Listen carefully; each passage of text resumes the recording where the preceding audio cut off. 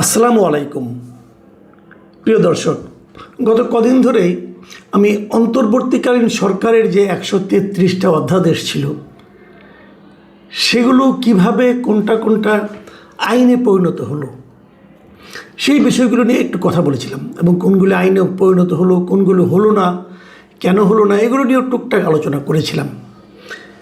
এর মধ্যে একটা আলোচনা করেছিলাম, সেটা আরেকবার আজকে একটু রিপিট করতে চাই। সেই রিপিট যেটা করতে চাই সেটা হলো, এটা একটা বড় ঘটনা বলে করতে যাচ্ছি, কারণ আমার কাছে মনে হয়েছে এই ঘটনার আফটার ইফেক্ট, পরবর্তী প্রতিক্রিয়া বাংলাদেশের রাজনীতিতে একটা দীর্ঘ সময় ধরে চলবে, এটা আমার ধারণা। খুব অল্প সময়ে একটা বিলকে তারা আইনে পরিণত করেছে, খুব অল্প সময়ে, তেমন দীর্ঘ কোনো আলোচনাও হয়নি। অন্তর্বর্তীকালীন সরকার অনেকগুলো অধ্যাদেশ করেছে, সেগুলো কোনোটাই দায় কিন্তু শেষ পর্যন্ত যেগুলো এই সরকার আইনে পরিণত করবে সেগুলোর দায় কিন্তু আর অন্তর্বর্তীকালীন সরকারের উপর থাকবে না। তারা করেছিল তাদের প্রয়োজনে, তাদের মতলব বলেন, প্রয়োজন বলেন, তারা করেছিল। কিন্তু যেই মুহূর্তে সেগুলো এই সংসদ অনুমোদন করলো, আইনে পরিণত করলো, সেই মুহূর্তে সমস্ত দায় দায়িত্ব কিন্তু এই সংসদের উপর বর্তায়। এবং সেটা কোন সংসদ? যে সংসদে বিএনপি সদস্য সংখ্যা 2/3 বেশি। তার মানে এখানে আমি বিরোধী দলেরও কোনো দায় পরবর্তী সময়কে উচ্চারণ করবে বলে মনে করি না। আমি মনে করি পুরো দায়টা থাকবে, দায় বলেন, প্রশংসা বলেন, নিন্দা বলেন, সব থাকবে বিএনপির উপর। তারাই সংখ্যাগরিষ্ঠ, তারা ইচ্ছে করলে সব কিছু করতে পারে। তো যেটা নিয়ে আলোচনা করছি সেটা হলো যে আওয়ামী লীগের রাজনৈতিক কর্মকাণ্ড যে বন্ধ রাখা, এই সংক্রান্ত যে অধ্যাদেশটা ছিল, যেটা নাকি 2025 সালের মে মাসে 12 তারিখে অন্তর্বর্তীকালীন সরকার অধ্যাদেশ আকারে জারি করেছিল, সেই জিনিসটাই প্রথমে শুনেছিলাম যে কিছু সংশোধন করা হবে, পরে দেখলাম কোনো সংশোধনও হলো না, হুবহু সেটা পাশ হয়ে গেল এবারের সংসদে সর্বসম্মতিক্রমে হবে, এতে কোনো সন্দেহ ছিল না। এই কারণে যখন অধ্যাদেশটা হয় তখন ওই সরকারের উপর অধ্যাদেশ করার জন্য মূলত আন্দোলনটা করেছিল জামায়াত এবং এনসিপি। তো জামায়াত এনসিপিতে এবার আছে, আর তার সঙ্গে বিএনপি তখন মুখে মুখে না করেছিল, পরে ওই অধ্যাদেশটা পাশ হওয়ার পর তারা সরকারকে এই ব্যাপারে প্রশংসা করেছিল, অভিনন্দনও জানিয়েছিল যে আপনি একটা ভালো কাজ করেছেন। তো যে কাজটাকে তারা ভালো বলেছে ঘটনা ঘটার পর, সেটাই মূল কথা। কারণ আগে তারা কে কী বলেছে, আগে তাদের নেতা টাইম ম্যাগাজিনকে কি বলেছেন, ওনার দলের অন্য অন্য লোকরা যে বলেছেন যে আমরা কোনো রাজনৈতিক নিষিদ্ধ চাই না, এই যে বলেছিলেন সেগুলো কিন্তু ইম্যাটেরিয়াল। কারণ ঘটনা ঘটে যাওয়ার পর তারা সেটাকে সাপোর্ট করেছেন। এখন সেই সাপোর্টটাই যে তাদের আসলে মূল অভিব্যক্তি, মূল চিন্তা, সেটাই কিন্তু আমরা এবার দেখতে পেলাম এই বিল পাশ হওয়ার মাধ্যমে। যে তারা বললেন যে তারা আওয়ামী লীগের নিষিদ্ধ চান এবং সেই অনুযায়ী তারা আপাতত তারা আওয়ামী লীগ কোনো কর্মকাণ্ড পরিচালনা করতে পারবে না যতদিন তাদের বিচার না হবে। এই হলো বেসিক ঘটনা। আমি এটার প্রতিক্রিয়াটা কী হতে পারে সেটা নিয়ে একটু কিঞ্চিত আলাপ করতে চাই। দেখুন, বাংলাদেশের ইতিহাসে রাজনৈতিক দল নিষিদ্ধের ঘটনা কতবার ঘটেছিল? খুব বেশিবার কি ঘটেছিল? প্রথম একবার ঘটেছিল বঙ্গবন্ধু শেখ মুজিব স্বাধীন হওয়ার পর। প্রথম আমাদের সংবিধানে একটা ঘটনা ঘটানো হয়েছিল, সংবিধানে বলা হয়েছিল যে ধর্মভিত্তিক রাজনৈতিক দল নিষিদ্ধ করা হয়েছিল। এবং ওই ধর্মভিত্তিক রাজনৈতিক দল নিষিদ্ধ করার কারণে অটোমেটিক্যালি বাংলাদেশের বেশ কয়েকটা রাজনৈতিক দল নিষিদ্ধ হয়ে গিয়েছিল। সেগুলো হলো জামাতে ইসলাম, তোর মুসলিম লীগও ধর্মভিত্তিক রাজনৈতিক দল করতো, নিজামে ইসলাম, পিডিপি, এই নুরুল আমিন ছিল একজন ব্যক্তি, ওনার দল, এইগুলি কিন্তু অটোমেটিক্যালি নিষিদ্ধ হয়ে গিয়েছিল প্রথমবার। তারপরে নিষিদ্ধ করলো দ্বিতীয়বার করলো বঙ্গবন্ধু শেখ মুজিবুর রহমান নিজে। এবার আর সংবিধান সংশোধনের মাধ্যমে নয়, উনি এটা করলেন সংবিধান সংশোধনের মাধ্যমে করলেন।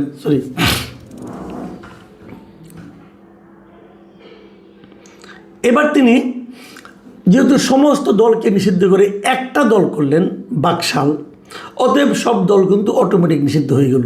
সেখানে আওয়ামী লীগও নিষিদ্ধ হয়ে গেল, আরও যা দল ছিল জাসদ সব নিষিদ্ধ হয়ে গেল। এই নিষিদ্ধ দলগুলোকে আওয়ামী লীগ, এই জন্য কিন্তু আওয়ামী লীগকে বলা হয় যে রাজনৈতিক দল নিষিদ্ধ করার ইতিহাস প্রথম আওয়ামী লীগ চালু করেছিল, কথা সত্য। কিন্তু ইন্টারেস্টিং হলো আওয়ামী লীগ সেবার আওয়ামী লীগকেও নিষিদ্ধ করেছিল, মাথায় রাখবেন।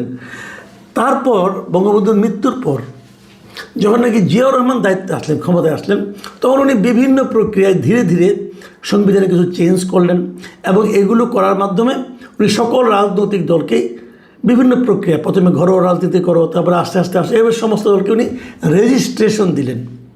এই রেজিস্ট্রেশনের সিস্টেম কিন্তু আগে ছিল না, এটা জিয়াউর রহমান আমলে শুরু হলো।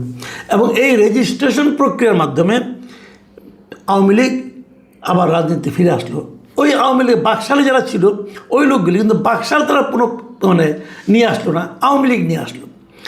এবং এই জন্যই কিন্তু অনেকে বলেন যে বঙ্গবন্ধু রাজনৈতিক দলকে নিষিদ্ধ করেছিলেন, জিয়াউর রহমান রাজনৈতিক দলগুলোকে ওপেন করে দিয়েছিলেন, সেই নিষিদ্ধতা উঠিয়ে নিয়েছিলেন।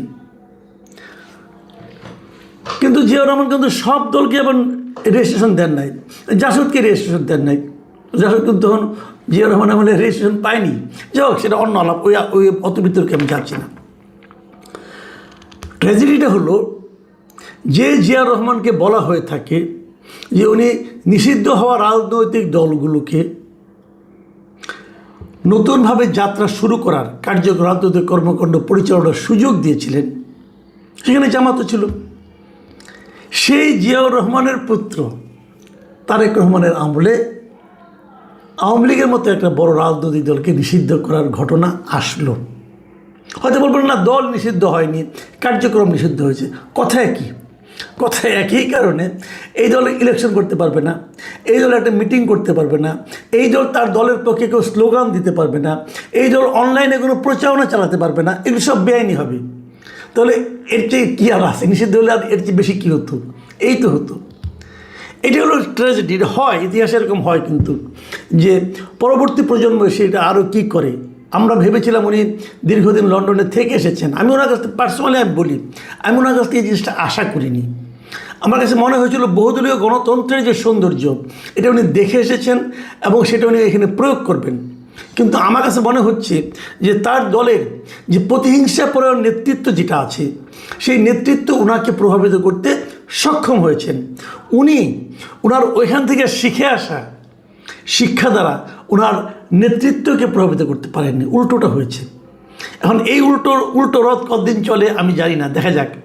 অথবা এমনও হতে পারে উনি যে জিনিসটা আমাদের কাছে প্রকাশ করেছেন ওইটা আসলে ওনার আসল চেহারা না, ওই আগের চেহারাটাই আসল চেহারা, আমরা জানি না। কিন্তু আমি এটাকে ভালোভাবে নেইনি। কারণ আপনি বলবেন যে আমি হয়তো আওয়ামী লীগের দালাল হতে পারি, বলতে পারবেন যে ফ্যাসিবাদের দালাল, ভাই এগুলি কিছুই না। আমি যেটা চাই, আমি চাই একটা রাজনৈতিক দল যদি কোনো অন্যায় করে তার শাস্তি দেবে জনগণ। আপনি জনগণের উপর ছেড়ে দেন। আমি দেখলাম আজকে রিজভী আহমেদ বলতেছেন যে আওয়ামী লীগকে নিষিদ্ধ করার মাধ্যমে জনমতের প্রতিফলন ঘটেছে। তো জনমতের প্রতিফলন ঘটানোর দায়িত্ব আপনি নিয়েছেন কেন? ওটা জনমতকে করতে দেন। আপনারা জনগণের কাছে গিয়ে এই এজেন্ডা নিয়ে গিয়েছিলেন? আপনাদের যে নির্বাচনী ইশতেহার ছিল সেখানে কোথাও আপনারা বলেছিলেন যে আপনারা নির্বাচিত হলে আওয়ামী লীগকে নিষিদ্ধ করবেন? বলেছিলেন? বলেননি। বরঞ্চ আপনারা বহুদলীয় গণতন্ত্র স্থাপন করবেন এবং আপনার নেতার যে বক্তব্য, যেটা টাইম ম্যাগাজিনে প্রচারিত হয়েছিল, ওটাকেই জনগণ মনে করেছিল যে এটাই বিএনপি। কাজে জনমতের প্রতিফলন তো আপনারা ঘটাননি। এই যে আপনার 2/3 আসন পেয়েছেন, আপনারা কি নির্বাচন আগে বলেছেন যে আমরা নির্বাচিত হলে আমাদের 2/3 যদি আপনারা সমর্থন দেন আমরা যে আওয়ামী লীগকে নিষিদ্ধ করব? বলেননি তো আপনারা। তাহলে এটা করার মাধ্যমে আপনি কী অর্জন করলেন? অনেকে বলেন যে নানা কারণ হতে পারে। ওনারা মনে করেন যে আওয়ামী লীগ 2/3 সংখ্যাগরিষ্ঠতা পাইছে, এখন তারা খুব একটা নির্ঝঞ্ঝাটভাবে, খুব কোনো ধরনের চ্যালেঞ্জ ছাড়া তারা একটা ক্ষমতা উপভোগ করছে। এবং এই সময় যদি আওয়ামী লীগ ব্যাক করে তাহলে তো তার সামনে একটা বড় একটা চ্যালেঞ্জ হয়ে যাবে। সেই চ্যালেঞ্জটা যাতে না আসে এই জন্য তাদেরকে নিষিদ্ধ করে দিয়েছে। বাট আমি মনে করি এই যুক্তিটা ধোপে টিকবে না। এই কারণে আওয়ামী লীগকে আপনি আসতে দিচ্ছেন না, কিন্তু আওয়ামী লীগের যে ভোটগুলো আছে সেগুলো কী হবে? আপনারা কি মনে করেন যে এই ঘটনার পরও এই লোকগুলো আপনাদেরকে ভালোবেসে ভোট দেবে? এটা ভাবেন আপনারা? আবার দেখুন বাংলাদেশের রাজনৈতিক ইতিহাস কী, এটা অবশ্য অতটা জোরালো যুক্তি না, কিন্তু তবু একটু বলি। সেই যুক্তিটা হলো যে বাংলাদেশে কিন্তু আমরা দেখেছি যে প্রতিবার যদি নির্বাচনটা অবাধ এবং সুষ্ঠু হয় তাহলে ক্ষমতাসীন দল নির্বাচনে বিজয়ী হয় না। এটা আমরা দেখেছি, 91 সাল থেকে দেখে আসছি। আগামী নির্বাচন যদি অবাধ এবং সুষ্ঠু হয় তাহলে ওই ফর্মুলাতে সম্ভাবনা থাকে একটা যে বিএনপি ক্ষমতায় আসতে পারবে না, অন্য কোনো দল আসবে। আওয়ামী লীগ তো নাই, তাহলে কে আসবে? জামাতে ইসলাম আসবে। জামাতে ইসলামের মতো একটা দল যদি ক্ষমতায় আসে, বিএনপি কী অবস্থা হতে পারে? আমি বিএনপিকে একবার খালি চিন্তা করতে বলি। আপনারা ভাবুন, যদি আওয়ামী লীগ ক্ষমতায় আসে অথবা যদি জামাত ক্ষমতায় আসে, আপনার জন্য কোনটা বেশি স্বস্তিকর হবে? ভেবে নিন, সমাধান আপনারা পাবেন, কোনো সমস্যা নাই। আবার আরেকটা ফর্মুলা আছে, আরেকটা অপিনিয়ন কিন্তু আছে। এই অপিনিয়নটা হলো যে বোধ করি বিএনপি একটু ভয় পেয়ে গিয়েছে। ভয়টা কিসের? ভয়টা হলো যে যদি তারা আওয়ামী লীগকে ছাড় দেয়, আওয়ামী লীগকে যদি এবার না করে, এবার তারা নিষিদ্ধ না করে, এই অধ্যাদেশটা যদি তারা বাতিল করে দিত, তাহলে জামাত এবং এনসিপি তারা বিএনপির বিরুদ্ধে একটা আন্দোলন গড়ে তুলত। বলতো তারা বলে না যে আওয়ামী লীগ বিএনপি কি একই সাপের একই বিষ, দুই সাপের একই বিষ বলে না, কে জিনিস? ওই জিনিসটা কিন্তু হতো। এই ব্যাপারটাকে বিএনপি ভয় পেয়েছে। ভয় পেয়ে তারা আওয়ামী লীগকে নিষিদ্ধ করেনি, হয়তো পরবর্তী সময়ে সুবিধাজনক কোনো এক সময় আবার এটা তারা উঠিয়ে নেবে, এরকম একটা অপিনিয়ন কিন্তু আছে।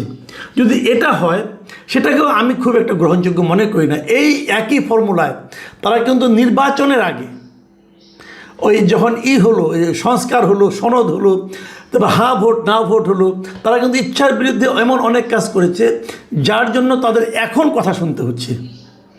তো এটা যদি হতো তাহলে বরঞ্চ তারা যদি জামাত এনসিপি তারা কথা বলতে বটে, কিন্তু তারা কিন্তু পাশাপাশি আওয়ামী লীগের সমর্থকদের পেয়ে যেত, কিন্তু সেটা তারা রিস্ক নেয়নি। এবং আরেকটা অপিনিয়ন যেটা বিএনপি কেউ বলছেন যে আগামীতে স্থানীয় সরকার নির্বাচন আছে, সেই স্থানীয় সরকার নির্বাচনে যদি আওয়ামী লীগ মাঠে থাকে তাহলে হয়তো তারা একটা বেকায়দায় পড়বে, এই জন্য তারা আওয়ামী লীগকে আপাতত নিষিদ্ধ রেখেছে। হয়তো স্থানীয় সরকারের পরে তারা আবার হয়তো অন্য কিছু করতে পারে, এটা হতে পারে। বাট এটাও আমার জন্য মনে হয় না খুব একটা সুবিধা হবে। কারণ আমার কেন যেন মনে হয় যে স্থানীয় সরকার নির্বাচনটা অবাধ এবং সুষ্ঠু হয়, যদি এই দুটো উপনির্বাচনের মতো না হয়, যদি শেরপুরের মতো না হয়, তাহলে আওয়ামী লীগের ভোট কিন্তু উল্টা দিকে যেতে পারে ভাই, বড় বেকায়দায় পড়তে পারেন। যা হোক, এগুলি আপনারা দেখবেন, দেখার পরে হয়তো মোটামুটি ধারণা করতে পারবেন আসলে কোন দিকে যাচ্ছে। আমি আলোচনাটা শেষ করব সুপ্রিম কোর্টের একজন সিনিয়র আইনজীবী, আমি এটা বিবিসিতে একটা রিপোর্ট পড়লাম, ওনার মিস্টার শাহাদিন মালিক, ওনার একটা বক্তব্য দিয়ে তিনি যে জিনিসটা বলেছেন সেটা হলো, আমি আপনাদের পড়ে শুনে, উনি বলেছেন বিএনপি বিলটি পাশ করে আওয়ামী লীগ বিষয়ে নিজেদের অবস্থান পরিষ্কার করেছে এবং তারা না চাইলে বিলটি পাশ হতো না। একটা দলের নেতাকর্মী বা সাধারণ সদস্যরা অপরাধ করতে পারে, তার বিচারও হতে পারে, কিন্তু তার জন্য দল বা দলের কার্যক্রম নিষিদ্ধ বহাল রেখে বিএনপি সরকার ভবিষ্যতেও অনেক দল নিষিদ্ধের ক্ষেত্র প্রস্তুত করল। এটা কিন্তু ওনার বক্তব্য। এবং ওনার আরও একটা বক্তব্য হলো যে আওয়ামী লীগের হাতে বিএনপি নির্যাতিত হয়েছে, এখন কেউ যদি মনে করে বিএনপিও প্রতিশোধমূলক বা প্রতিহিংসামূলক সিদ্ধান্ত নিয়েছে তাহলে তাকে দোষ দেওয়া যাবে না। আমার মনে হয় বিএনপি নেতারা, আমি আরও অনেক উদাহরণ দিতে পারতাম, আপাতত এ পর্যন্ত থাক। আমি আশা করি বিএনপি নেতৃবৃন্দ ডক্টর শাহাদিন মালিকের এই মন্তব্যগুলো একটু মাথায় রাখবেন। প্রিয় দর্শক, কি হবে আমরা আগামীতে দেখতে পাবো যদি ততদিন বেঁচে থাকি। সবাই ভালো থাকবেন, এখন এ পর্যন্তই। আল্লাহ হাফিজ।